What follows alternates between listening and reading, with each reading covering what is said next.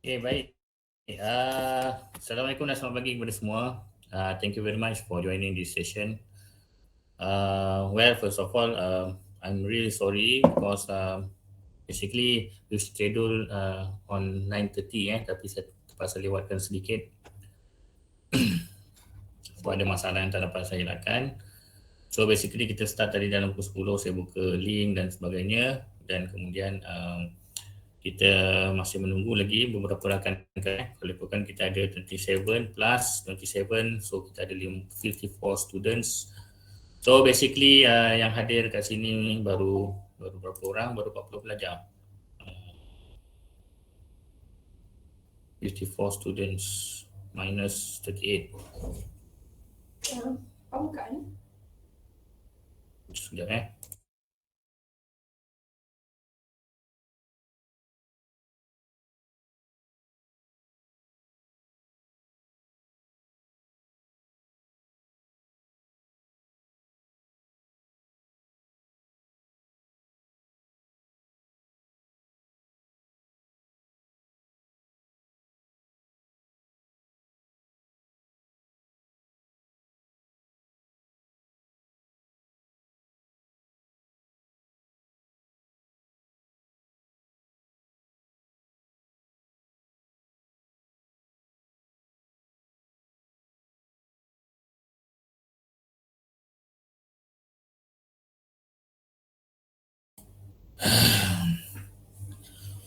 Okay, basically ada banyak jugalah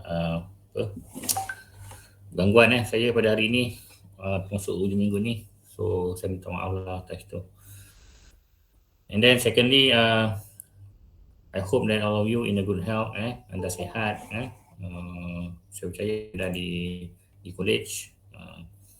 Bagi siapa yang ada simptom dan sebagainya, hopefully all of you can get better, and also you can get help from the PU, Pusat Kesihatan Universiti di kampus Paguh. Okey, kita ada lebih kurang 40 student, kita ada dalam 14 pelajar yang tidak join kita. So saya harapkan kalian yang berada di sini pagi ini untuk menjemput rakan-rakan kalian yang lain untuk sama-sama join lah. Okay, well, without further ado, saya akan present kita punya sambungan kepada lecture kita yang lepas, yang mana kita masih lagi membincangkan tentang kontrak. Okay, saya akan stop presenting and then saya akan start untuk presentation.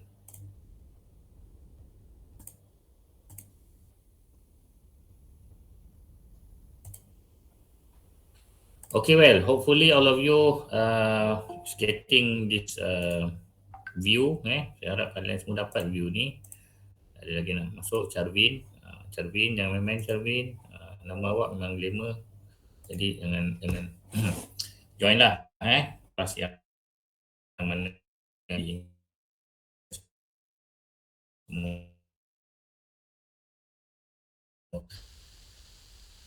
okay, well, pun tak ada. Okay, telah bincangkan tentang kontrak, jenis kontrak yang berdasarkan kepada kaedah bayaran. Macam mana klien membayar kepada kontraktor dan ia dijadikan salah satu jenis kontrak. And then afterwards kita juga telah melihat bahawa ada antara kontrak yang kita boleh, jenis yang seterusnya adalah melalui kaedah perolehan. Macam mana perolehan dibuat, prosedur perolehan akan menjadi salah satu kepada jenis kontrak. Jadi yang ini memang kalian kena hafal lah, kena ingat dan sebagainya, sebab dia punya ilmu bukan saja terhadap kalian punya khusus, tetapi juga apa yang diamalkan apa yang diamalkan dia. Kita telah membincangkan tentang kontrak berdasarkan kaedah bayaran, yang kita telah membincangkan pasal lump sum, kontrak pukal, kita telah melihat kontrak dan cost reimbursement. Ini semua kita telah bincang. And then afterwards kita telah melihat macam merujuk kepada jenis kontrak kos tambahan peratusan tetapkan. Memang nama dia pelik sikit, panjang sikit, tetapi itulah nama yang kita gelar dalam bahasa Melayu. And then seterusnya pengiraan untuk kontrak kos tambahan yuran ditetapkan. Ini cara pengiraan dia lah. Memang kena belajar, memang kena refresh balik dan hafal dan ingat, sebab ini juga salah satu daripada soalan nanti suatu final exam kelak. And then kos tambahan yuran berubah juga. Saya harapkan kalian pun ulang kaji diperolehi media diperolehi. Okey. Saya tak salah saya kita dah sampai kepada kontrak berdasarkan kepada kaedah perolehan. Yang ni yang kita akan bincangkan pada pagi inilah. Okay. Kaedah perolehan tu maksudnya ia akan merujuk juga kepada carta organisasi, carta organisasi ataupun turutan kuasa di antara klien, kontraktor dan pihak berunding. Macam mana mereka punya relationship, ia akan kontrak yang akan dimeteraikan.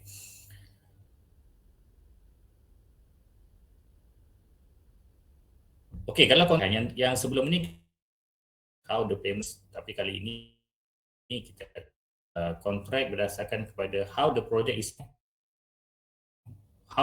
is being procured tu maksudnya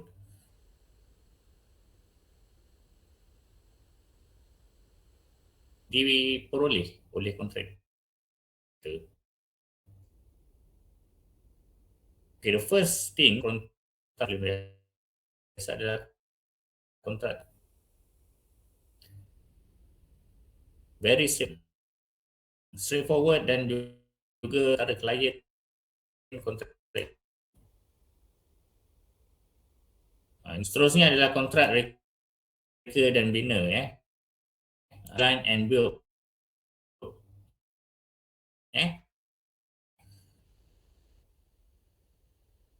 Maksudnya hanya satu parti saja yang akan binaan, satu parti yang bertanggungjawab. Okay. And then seterusnya adalah kontrak turnkey. Kalau kita lihat dia punya term ni di sini, turn kemudian key. Maksudnya the key is being turned to the client once the project has been finished. Nanti kita akan lihat apakah itu kontrak turnkey. And then afterwards kita akan lihat kontrak pengurusan. So kontrak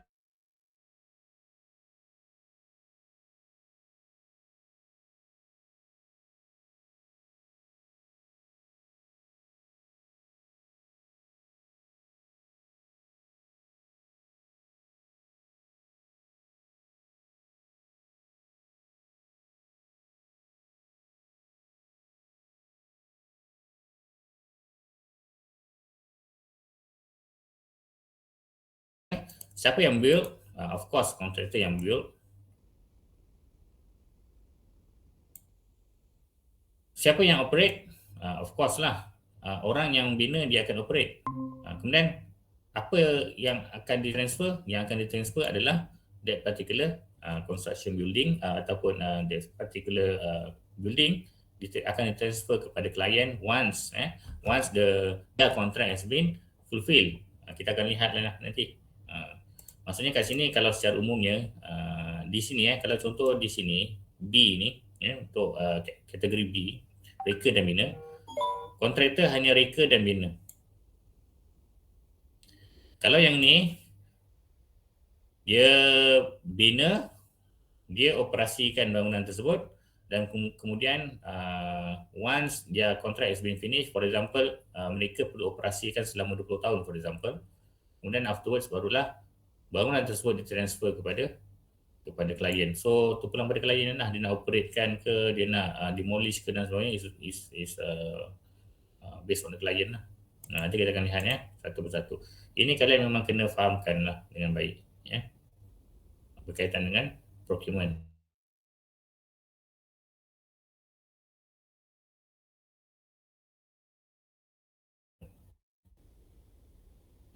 Kaedah tradisional ni kalau diikutkan hampir 90% di mana pihak perunding yang ada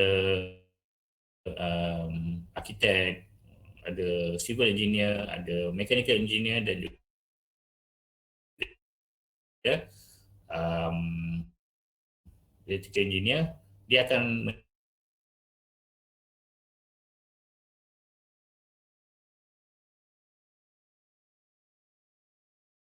menjadikan reka bentuk. Ada elemen-elemen mechanical, tetapi kontraktor hanya akan bina sahaja. Mereka tak design, mereka bina je.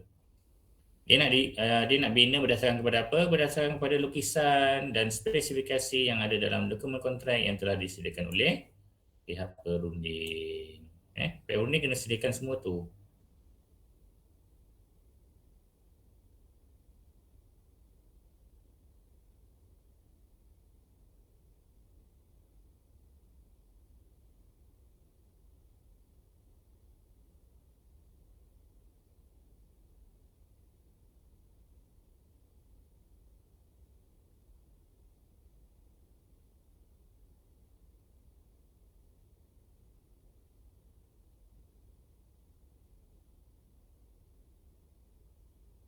Dibuat oleh konsultan, maka tindakan akan dibuat terhadap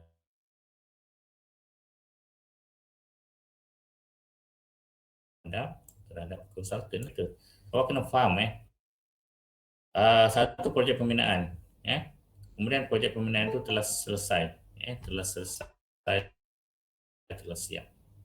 Katakanlah, okeylah kita katakanlah bangunan ringkas lah, bangunan ringkas iaitu banglo bertingkat. Banglo tu dah siap, kemudian majikan ataupun owner kepada banglo tu dah duduk setahun. Kemudian after one year, katakanlah dah duduk selama 3 tahun, sebab saya nak ambil kira tempoh defect liability period, tempoh warranty yang biasanya akan diberikan di antara 18 bulan hingga 24 bulan, iaitu selama 2 tahun lah. Kemudian after warranty itu, tahun yang ketiga, berlaku kegagalan pada struktur bangunan dan sebahagian daripada bangunan tersebut roboh. Berlaku kegagalan struktur dan sebahagian daripada bangunan tersebut roboh. Maksudnya separuh daripada bangunan banglo 2 tingkat tu roboh. Jadi bila roboh dan tak kisahlah sama ada kemalangan jiwa ataupun tidak, maka satu kertas siasatan akan dibuat. So pihak yang biasanya akan terlibat adalah pihak forensik, civil engineering forensik, pihak Kementerian Perumahan dan sebagainya, yang mana pokok pangkalnya satu kajian forensik akan dibuat. Kajian forensik. Forensik bukan saja ada dalam bidang kepolisian, tetapi ia juga ada dalam bidang civil engineering. Jadi pakar-pakar forensik civil engineering ni akan datang untuk melakukan analisa. Analisa dia selain daripada menentukan kenapa bangunan tersebut gagal dan runtuh, ia juga akan hasil analisa tersebut akan membawa kepada siapa culpritnya, siapa pesalahnya. Jadi kenyataan di sini kalau anda lihat, kenyataan di sini kalau anda lihat, kita dapat what we call parties. Kan kita pernah bincang bahawa parties yang utama di dalam construction project ada 3, klien, konsultan dan juga kontraktor. Jadi bila pakar forensik telah buat kerja mereka dan kemudian telah dikeluarkan, maka kita dapat tahulah siapa pesalah dia, yang mana ia akan mungkin pesalah dia adalah kontraktor, mungkin kontraktor, atau mungkin kesalahan tu berpunca daripada pihak perunding, ataupun mungkin yang tak ada kat sini adalah kesalahan daripada klien. Tak ada. Kenapa klien tak ada kesalahan? Kadang-kadang ada sebenarnya, tetapi basically building itself akan ditanggungjawabkan kepada orang yang membina dan orang yang mereka bentuk. Hasil forensik itu akan tunjukkanlah bahawa okey, kesalahan ni berpunca daripada kesilapan masa design. Masa design, maksudnya masa buat State Pro ke, Steam dan sebagainya, salah kira. Engineer tu salah kira. Ataupun dia bagi dia punya student intern dia buat, katakanlah kalian bila kalian buat latihan industri kan dekat consultant, kali kali kalian punya supervisor cakap okey, test lah, awak cuba designkan bangunan banglo ni 2 tingkat je. Nampak simple kan. Design maksudnya awak tentukan berapa bilangan besi, kuantiti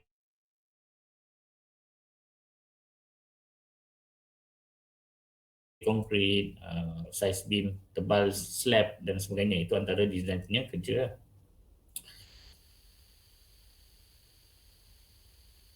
Jadi bila awak sebagai intern of design, ialah pengalaman tak banyak, design je lah. Okay, kemudian lepas design tu awak berikan kepada awak punya supervisor, iaitu engineer yang ada di company tu, dan kemudian dia endorse je. Kemudian design tu terus pakai dekat site. Nampak tak? Dia punya impact. Dia punya impact dia. Pakar forensik ni dia memang boleh untuk lihat dekat bagi kenapa ke siapa dia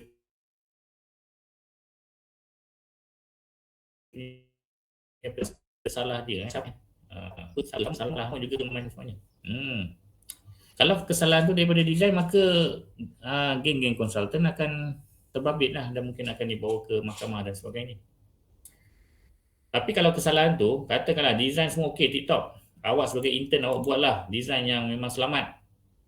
Bila kita cakap pasal design, kita akan fikirkan tentang keselamatan. Itu yang paling penting sebenarnya, berbanding dengan design yang paling murah. Kita akan dahulukan dulu keselamatan. Okey. Tapi bila forensik punya proses tu selesai dan kemudian mereka dapat lihat bahawa rupanya kontraktor punya kesilapan ataupun salah, di mana kontraktor telah mengurangkan bilangan besi, for example. Katakanlah besi kat situ sepatutnya ada 6, tapi kontraktor pakai 5 je. 5 batang. Dapat detect. Itu kesilapan kontraktor di mana dia tak ikut kepada drawing. Maka memang silap kontraktor lah, kontraktor akan dibawa ke mahkamah. Siapa di dalam kontraktor tu? Biasanya kalau kontraktor memang dia punya bos lah yang akan bertanggungjawab. Kalau mereka bentuk, siapa yang mereka bentuk tu akan, siapa yang meluluskan mereka bentuk tu akan bertanggungjawab. Maksudnya awak intern, kan? Awak intern, awak tak boleh sign tau design tu. Yang kena sign design tu adalah professional engineer. Maksudnya mungkin awak punya supervisor lah. Jadi supervisor awak lah yang akan dipertanggungjawabkan. Awak pun dah tak ada kat company tu, awak kerja sebenar kat tempat lain. Tapi sebenarnya kan, jadi kalian nampak kan, dia punya what we call responsibility yang kita kena carry sebenarnya throughout the what we call lifetime of the building tau sebenarnya, terutamanya untuk rega bentuk, untuk design. Bila awak design satu bangunan, satu struktur, awak kena bertanggungjawab throughout the lifetime of the structure.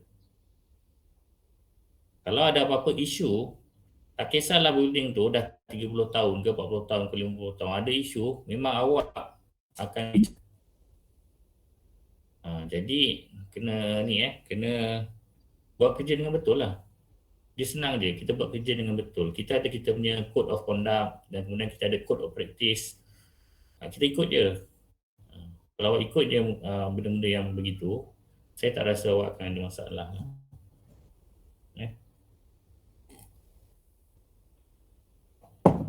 Okay, ada soalan? Okay, kalau tak ada soalan saya akan terus. Okay, ini adalah procurement berdasarkan pada kontrak tradisional yang mana dia punya gambar rajah dia, gambar rajah hubung kait dia. Ini klien, ini klien. Klien akan dibantu oleh geng-geng perunding. Ni geng perunding ni.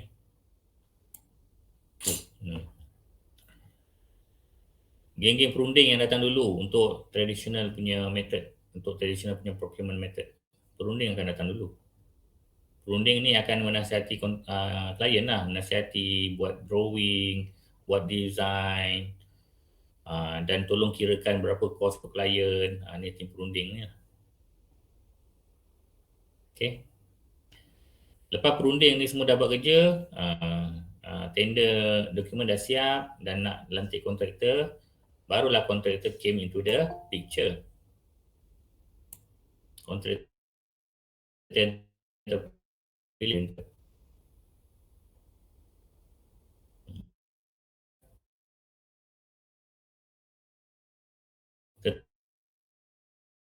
Tapi kenapa ada anak tapi tim profesional ni perunding ni dia akan oversee kerja-kerja yang dilakukan oleh kontraktor. Dia kena oversee lah kerja yang dilakukan oleh kontraktor. That's why kita ada anak panah kembali kepada professional team ni. And then main kontraktor dia akan ada di bawah dia, yang biasanya main kontraktor yang akan lantik antara ni adalah domestic subcontractor. Ini subcontractor biasalah. Dan juga nominated subcontractor. Yang nominated ni yang special sedikit. Biasanya yang nominated ni ini dinamakan oleh siapa? Klien biasanya. Klien ataupun klien melalui profesional. Di mana professional team dia bagi tahu kepada main contractor, okey, untuk kerja ni awak kena subcontractor ni khas. Jadi subcontractor yang dilantik oleh main contract suggestion klien dan juga consultant, maka mereka dikategorikan sebagai nominated subcontractor. Saya rasa bagus soalan ni kalau ada dekat awak punya test ke kan. Kalau domestic subcontractor ni biasanya yang memang dilantik oleh main con dengan tanpa influence daripada employer dan juga professional team. Tapi untuk nominated subcontractor, mereka ni biasanya ada influence daripada klien dan juga professional team. Okay. So di bawah domestic subcon ataupun DSC ni akan adalah subcontractors. Kalau mereka perlukan, kalau projek itu besar dan mereka perlukan subcontractor, maka mereka akan lantik subcontractor mereka sendirilah. Dan juga mereka ada supplier lah, supplier bahan-bahan binaan. Sama juga dengan di bahagian nominated subcontractor. Okay. So kalau kita cakap pasal kontrak,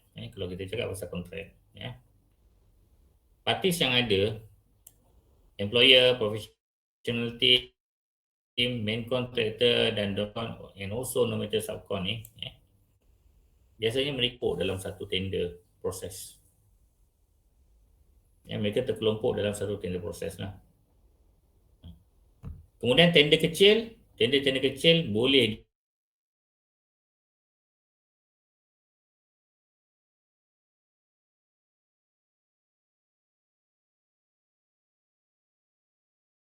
ni subcontractor ni most probably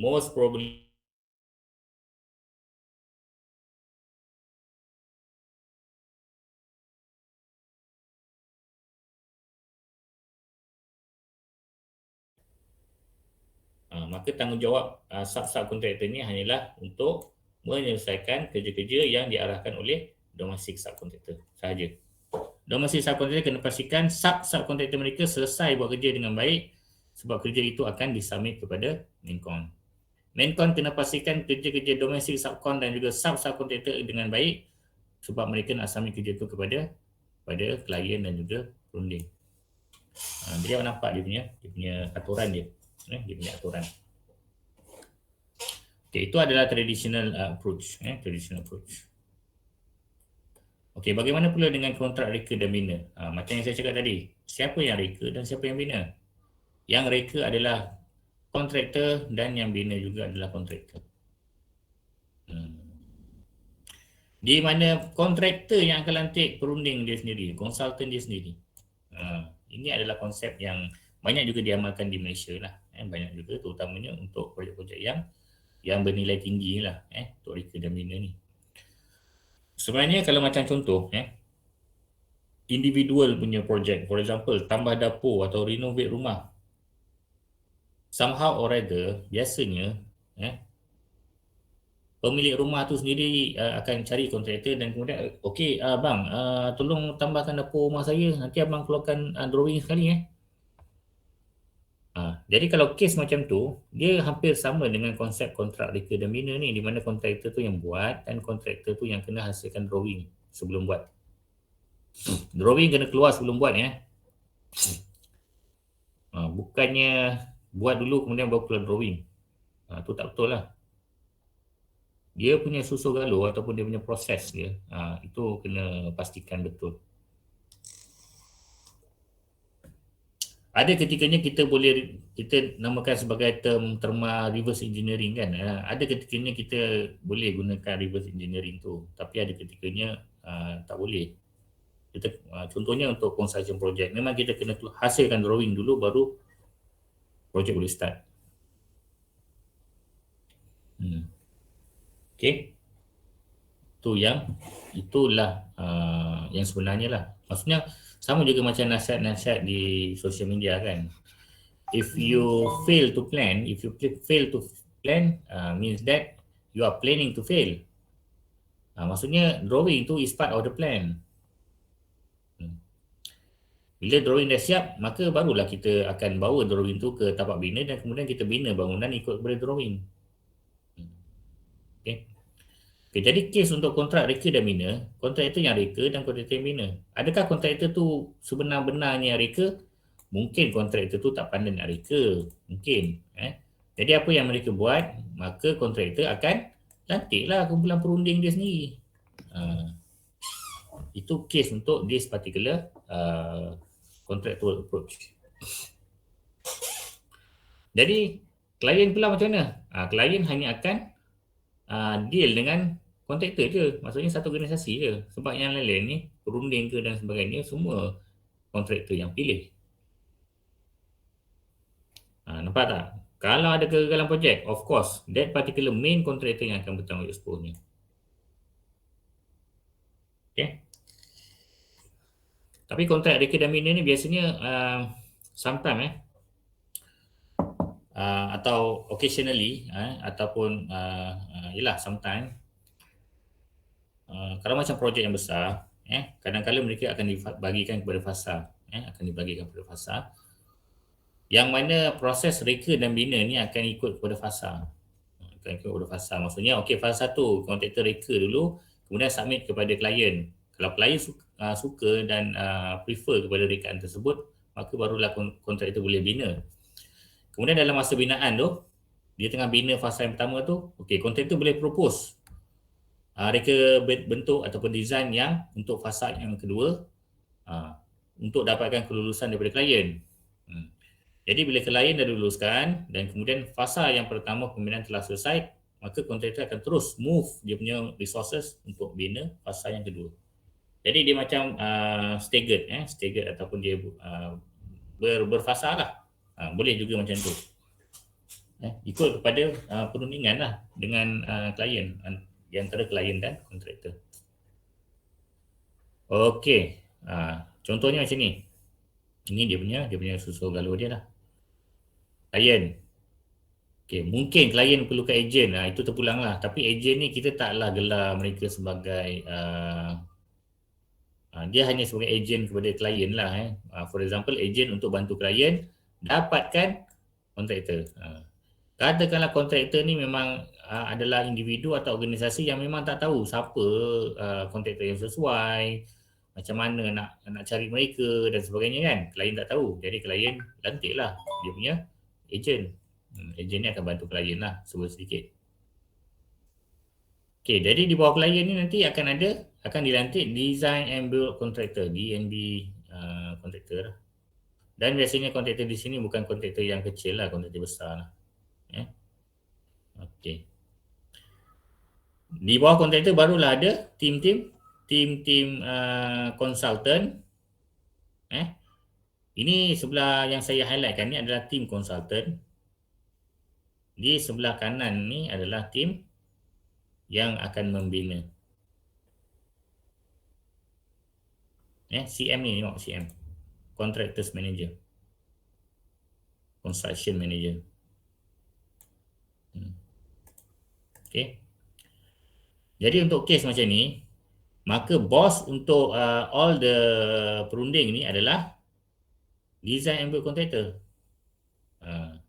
Kalau yang tadi tu, yang sebelum ni, yang kontrak tradisional ni, bos untuk konsultan ni adalah employer, majikan. Lain lah.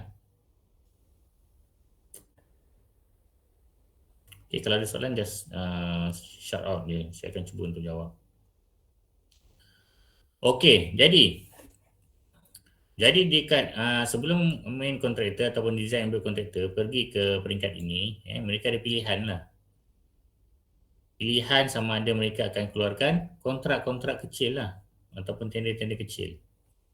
Tender untuk dapatkan tim konsultan, tender untuk dapatkan tim contractors. Biasanya contractors tim dia sendiri ataupun dia ada anak syarikat lain dan sebagainya. Okay. Dia ada pilihan untuk lantik orang lain. Tetapi kalau kontraktor ni memang besar dan memang all in one, maksudnya dia ada in-house consultant, dalam kontraktor tu sendiri dia ada quantity surveyor, dia ada arkitek, dia ada engineer dan dia pun ada team construction team dia sendiri kan. Semua all in one, jadi dia ada in-house, jadi semua ni mereka pulun lah. Dia akan dapat semua. Tak perlu nak keluar tender-tender kecil dan sebagainya. Sebab mereka semua di bawah satu bumbung. Itu konsep design build contractor. Dan bukan semua projek lah akan menggunakan design build. Projek-projek tertentu lah. Say for example, kalau klien dia tak dapat nak bayangkan how the project goes on kan. For example, saya kena tengok dululah projek saya ni untuk 2 ekar dulu. Saya ada 10 ekar tapi saya tak sure lah macam mana bangunan ni akan terbina kat atas tanah ni dan sebagainya. So, kita mula dengan fasa 1 dulu. So, dia engage dengan design build contractor untuk fasa 1. Kemudian dia akan lihat lah, klien akan lihat dia punya progress dan sebagainya. Kemudian baru boleh pergi kepada fasa 2. Dia berperingkat. Boleh juga macam tu.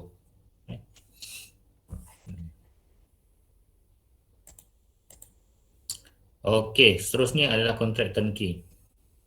Okey, lihat ni kontrak turnkey hampir sama dengan kontrak reka dan bina. Perbezaan adalah dari segi pembiayaan projek dan takat tanggungjawab kontraktor. Turnkey.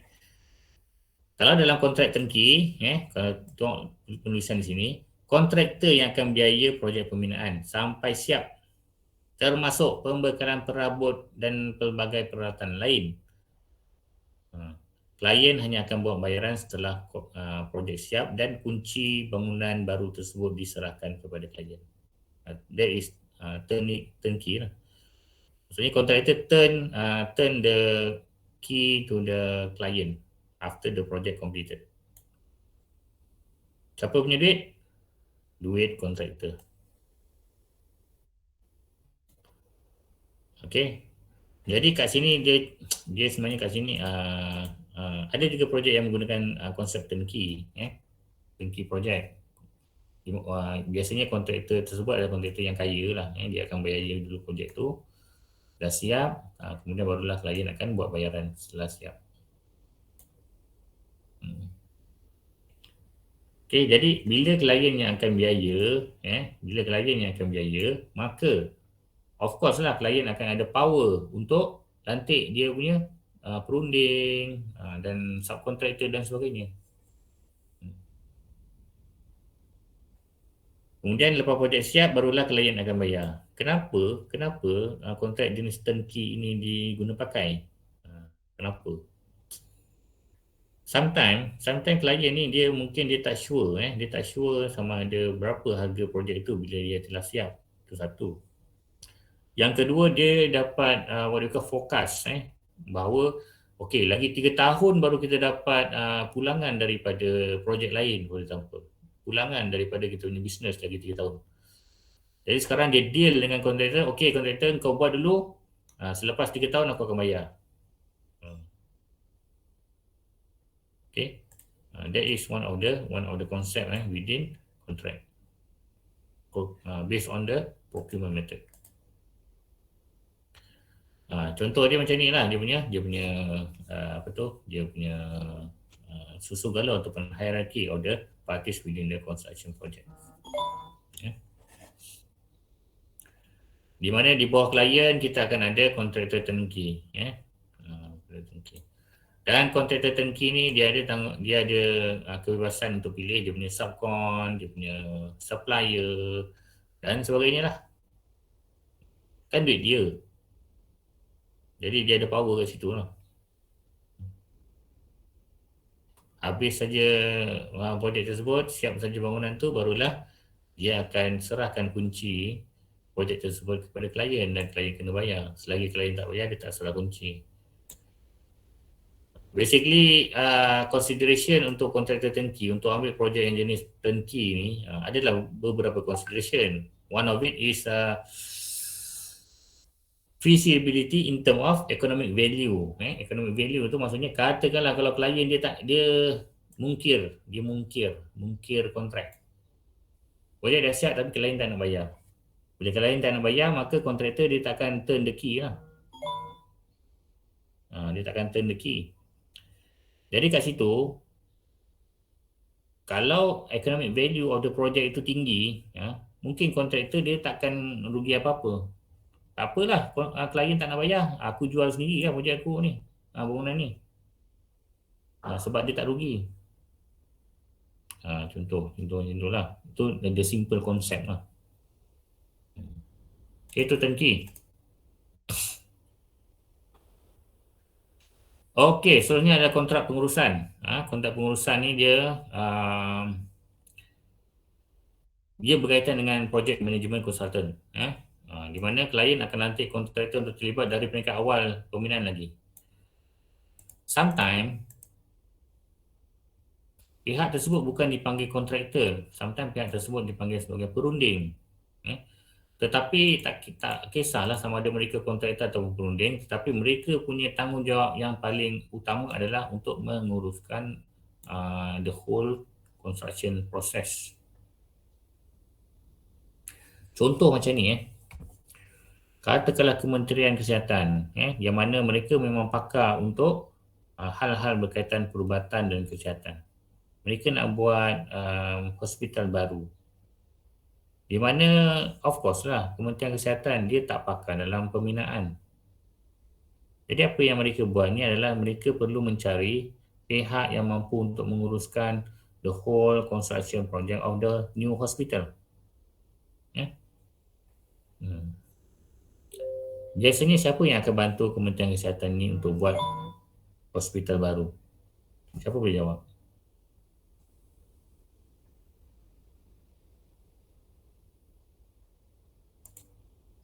Hello. Makin kurang. Kontraktor? JKR. Okey, terima kasih Faris. Jawapan Faris tu betul. Yang tadi jawapan sebelum tu tak apa, terima kasih atas awak punya usaha. Faris Hafizuddin Faris Karuniza. Okey. Kementerian Kesihatan dia akan lantik JKR lah. Dia akan lantik JKR untuk menguruskan projek tersebut daripada A sampai Z. Jadi kat situ kita boleh nampak bahawa antara tugas-tugas JKR sebenarnya apa JKR buat ni kan? JKR ni sebenarnya dia oversee all the construction project yang dimiliki oleh kerajaan. Mereka menjadi kontraktor pengurusan atau perunding pengurusan. Itulah JKR. Jadi sehinggakan di dalam organisasi JKR tu, mereka dipecahkan kepada division-division yang mengikut kepada kementerian-kementerian kerajaan yang ada di luar sana. Contohnya mereka ada cawangan kerja pendidikan, CKP. Kenapa mereka namakan cawangan mereka ataupun mereka punya division CKP, cawangan kerja pendidikan? Sebab semua projek-projek yang berkaitan dengan pendidikan akan duduk di bawah CKP tersebut ataupun division CKP tu. Projek-projek yang yang diminta oleh universiti, diminta oleh sekolah dan sebagainya, maka mereka akan menjadi kontraktor pengurusannya. Jadi dia akan menguruskan ni daripada awal sampai habis. Maksudnya adalah memang daripada awal sampai habis. Daripada design sampailah ke pembinaan selesai, mereka akan uruskan untuk kementerian-kementerian lain. Itu contoh contoh yang paling hampir. Sebab tu contoh yang paling jelas di mana diamalkan oleh kerajaan Malaysia.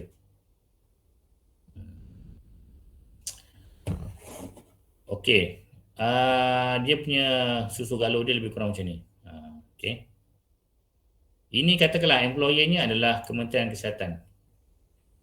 Manajemen kontraktor ni Jabatan Kerja Raya Malaysia, JKR.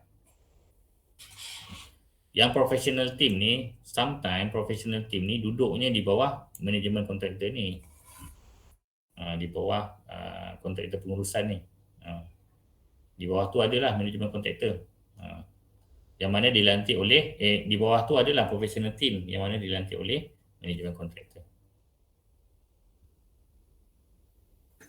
Okey. Sometimes kalau macam maksudnya gambar rajah satu lagi kalau kalian boleh lakar kat mana-mana lah. Mula-mula employer, kemudian manajemen kontraktor ataupun manajemen consultant, kemudian bawah tu ada professional team. Bawah professional team tu barulah ada kontraktor-kontraktor untuk membuat kerja-kerja di tapak bina. Itu salah satu susu galur yang umum. Susu galur yang lain tu adalah yang macam dalam apa yang terpapar di skrin kalian, yang mana kita ada majikan atau employer. Kemudian mereka ni akan dibantu oleh professional team. Professional team ni adalah consultant. Consultant. Kemudian daripada consultant ni dia akan get back to the employer, dan kemudian barulah mereka akan ada relationship dengan manajemen kontraktor. Yang mana manajemen kontraktor ni hanya kerja-kerjanya adalah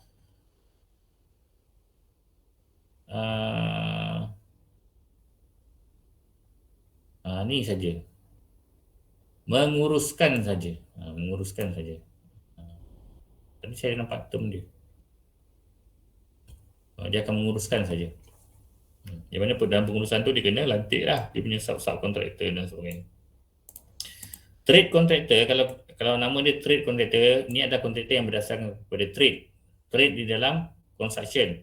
Contoh trade yang ada adalah trade untuk kerja besi, trade untuk kerja kayu, trade untuk kerja konkrit. Tu semua trade kontraktor lah. Kita memang ada kat luar sana specialist kontraktor yang memang dia hanya buat kerja besi je ataupun dia buat kerja kayu je. So kita akan gelar mereka sebagai trade kontraktor lah. Specifically. Tapi secara umumnya mereka tu adalah kontraktor. Sama. Okay, itu adalah kontrak pengurusan. Kontrak pengurusan. Secara pengurusan di mana memang kena ada satu partis yang akan menguruskan all the construction projects. Okey, yang seterusnya adalah BOT. Bina, operasi, kemudian serah. Iaitu build, operate and transfer. Apa benda ni? Macam ni.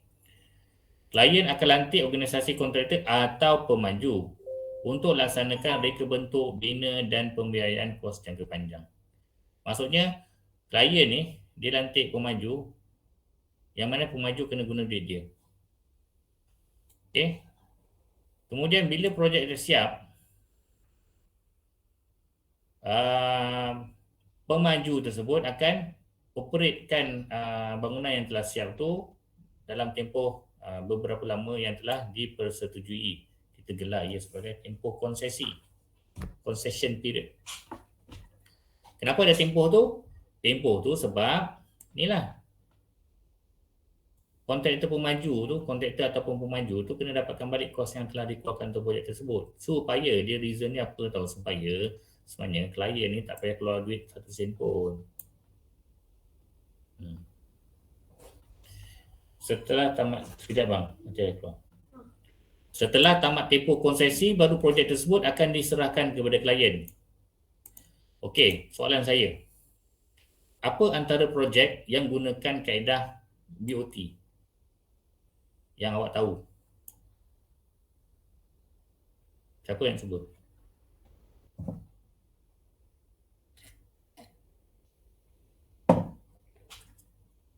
Come on guys.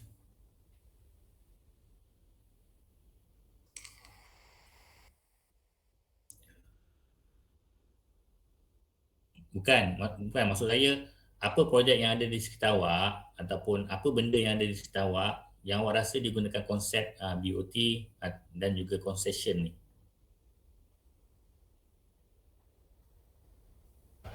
Projek jalan raya.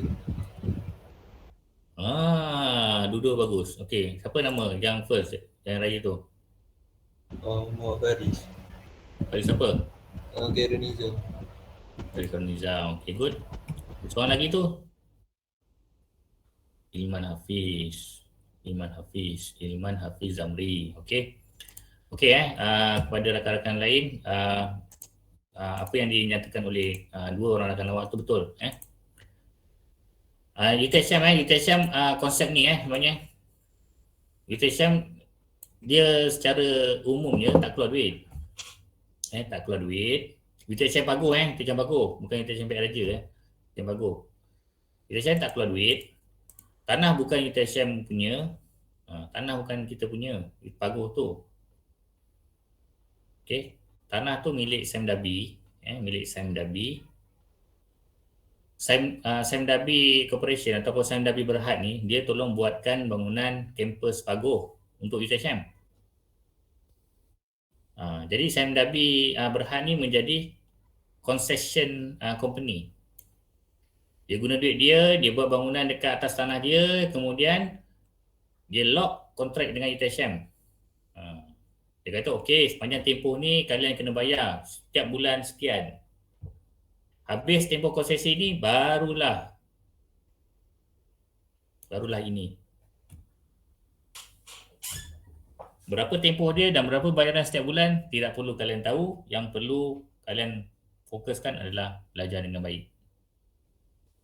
Okey, banyak yang kita bayar untuk per month pada Semdabi. Projek seterusnya adalah projek jalan raya macam yang rakan anda beritahu tadi.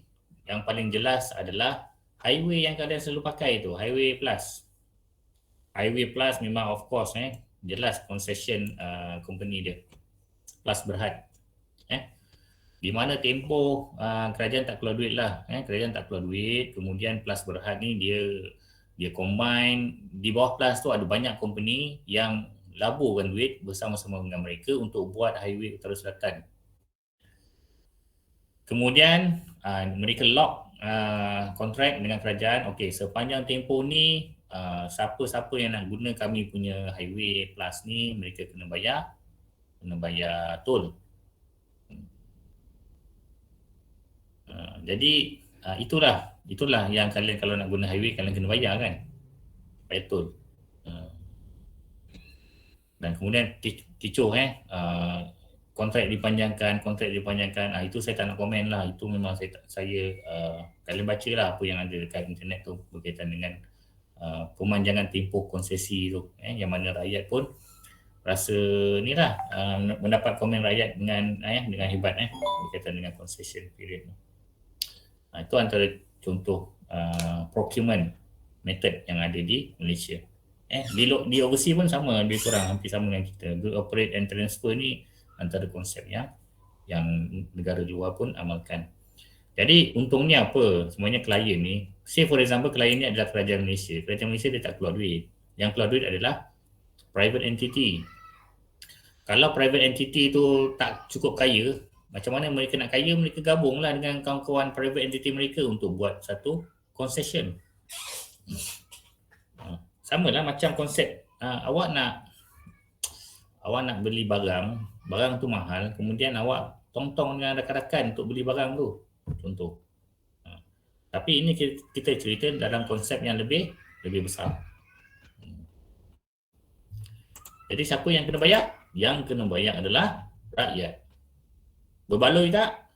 Sepatutnya kena berbaloi. Kenapa? Biasanya sebelum apa-apa projek dibuat, satu analisis cost and benefit akan dilakukan. Cost and benefit. daripada kos yang kita keluar, berapa banyak benefit yang kita dapat. Itu perlu dijalankan analisis tersebut.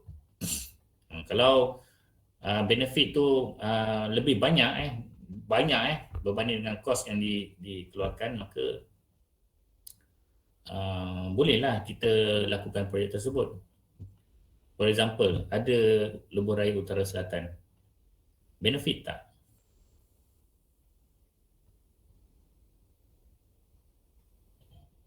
Ke kalian memang tak ikut Lebuh Raya Utara Selatan, kalian ikut jalan dalam je? Benefit. Kan nampak dia punya benefit kan, tapi itulah isu tentang tol ni lah yang mana some of the parties dia fight untuk tol dan juga untuk tempoh konsesi. Tapi memang ada, apabila tamat tempoh konsesi itu pondok tol akan dirobohkan, seperti mana yang ada di Shah Alam. Shah Alam nak ke Kelang tol Sungai Rasau ke, saya tak ingat lah, dekat dengan Padang Jawa tu, tol tu dah dirobohkan sebab dah tamat tempoh konsesi. Okay, itu adalah BOT. Alright, kita sampai di sini saja dulu sebab syarat-syarat kontrak kita akan, syarat-syarat kontrak ni panjang lah. Saya akan cubalah untuk selesaikan dan kemudian bincangkan dengan lebih ringkas lah untuk syarat-syarat kontrak. Ni syarat-syarat kontrak ni dia macam ni tau. Saya nak discusskan apa yang ada dalam ni sebenarnya. Saya nak discusskan apa yang ada dalam dokumen kontrak piawai. Yang ni. Saya nak discusskan apa yang ada dalam ni. Standard form of contract. Jadi apa yang akan kita belajar sampai ini adalah berdasarkan kepada ni. Ini klausa ni. Klausa ni adalah syarat ataupun condition of contract. Kalau ikutkan kepada borang dokumen piawai JKR 2003, kita ada berapa klausa? Kita ada 81 klausa ataupun syarat ataupun condition of contract. Jadi ini yang akan kita lihat. Tapi kita tak lihat sampai 81.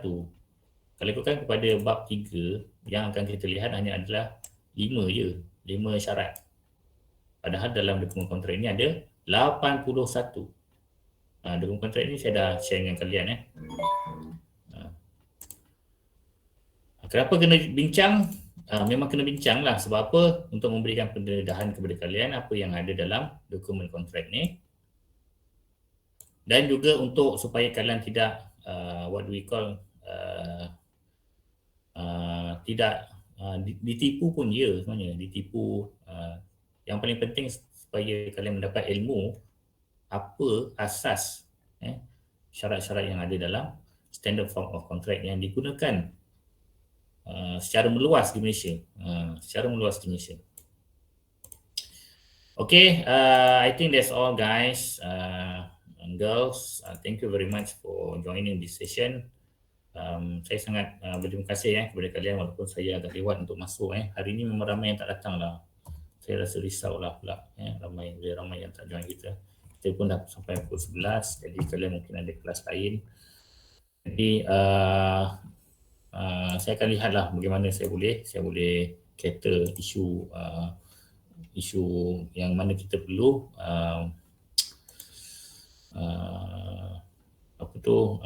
bincangkan dalam kita punya syllabus dan sebagainya. Okey, ada apa-apa soalan ke sebelum kita tamatkan kita punya sesi ini pada hari ini? Ada soalan? Tak ada? Tak ada. Okey, tak ada. Okey. Tapi tak ada pun kena bacalah kena baca apa yang telah dibincangkan sebelum ini. Okey, assalamualaikum dan selamat pagi semua. Take care and jaga SOP. Bye. Terima kasih Tuan. Waalaikumsalam. Terima kasih Tuan. Terima kasih Tuan. Terima kasih doktor. Sama. Welcome.